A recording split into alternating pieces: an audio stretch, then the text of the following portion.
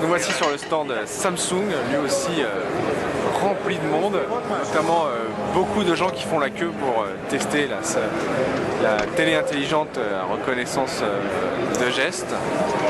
Et on va tout de suite attaquer avec les gammes de téléviseurs. Chez Samsung, on a de toutes nouvelles gammes de téléviseurs LED. Voilà. En 2012, Samsung c'est encore une fois mise sur le LED, donc sur les téléviseurs LCD rétro-éclairés par des LED. Et ils comptent vendre donc 85% de téléviseurs LED contre 15% de ces CFL. C'est pour ça que sur le stand Samsung aujourd'hui il n'y a aucun téléviseur CCFL de présenté. On va commencer par la série 4000 qu'on a ici, donc qui est déclinée en 19, 22 et 32 pouces. D'après les premières informations, elle serait HD et non Full HD. Samsung, roi du LED, qui va encore enfoncer le clou cette année, Pierre-Jean. Oui, alors donc cette année Samsung mise encore une fois sur les téléviseurs LED. Alors un petit rappel, les téléviseurs LED, c'est des téléviseurs rétroéclairés par des LED.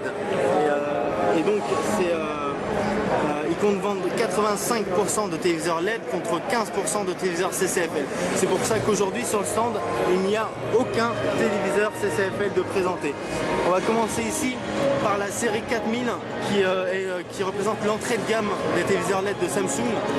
Elle est déclinée en 19, 22 et 32 pouces. D'après les premières informations, ce serait qu'une dalle HD et non Full HD. Donc ce serait du 720p maximum au-dessus. On peut voir ici donc le design est un peu classique, mais qui finalement est très bien réussi. Donc on est sur l'entrée de gamme, il n'y a donc pas de 3D ni de service connecté. Et donc dans cette série 4, est-ce qu'il y a une montée en gamme? Alors oui, en fait il y aura deux téléviseurs, donc il y aura le 4000 et le 4500. Le 4000 ne sera pas connecté, par contre le 4500 proposera les services connectés de Samsung. Smart TV. Smart TV.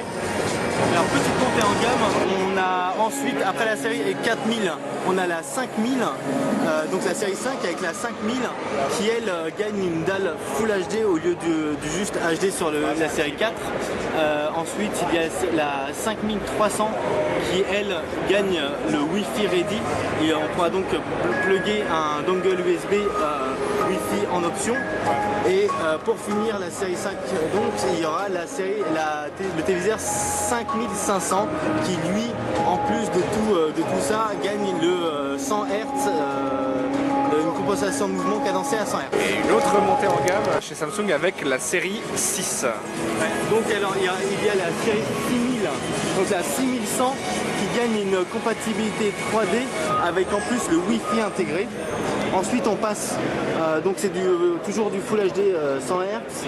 Après on passe sur la 6710 qui cette fois aura un micro-dimming. Donc on est toujours sur du Edge LED, mais ils essaieront de faire un rétroéclairage dynamique avec ce Edge LED qui donne le micro-dimming. Voilà, c'est naze. La série 6, il y a la 6710 qui intègre un rétroéclairage dynamique dit micro-dimming en plus d'un mode 400 Hz et d'un triple tuner HD. Et est-ce qu'on a des tailles pour toute cette série 6? Oui, en fait la série 6 s'étendra de 32 à 60 pouces. En passant donc par le 40, 46 et 55 pouces. Est-ce qu'on a déjà une idée des tailles pour toute cette série 6?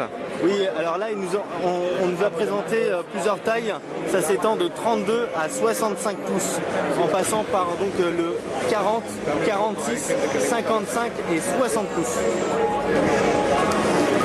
On enchaîne maintenant avec la série 7. Samsung a fait quelques changements, notamment sur le côté du design, avec un cadre de seulement 5 mm d'épaisseur. Alors ensuite, la grosse innovation, donc on a ici une caméra qui permet donc de détecter les mouvements. On peut piloter la télé avec les gestes, mais aussi par la voix. Elle intègre un micro qui permet de la piloter à la voix, donc on peut l'allumer, l'éteindre à la voix, changer de chaîne, etc. Lancer des applications, mais aussi il y a la nouvelle télécommande qui est livrée avec, qui adopte un pavé tactile. forcément, qui dit haut de gamme dit compatibilité 3D. Elle est compatible 3D active, avec en plus un mode 800 Hz et son micro dimming en standard.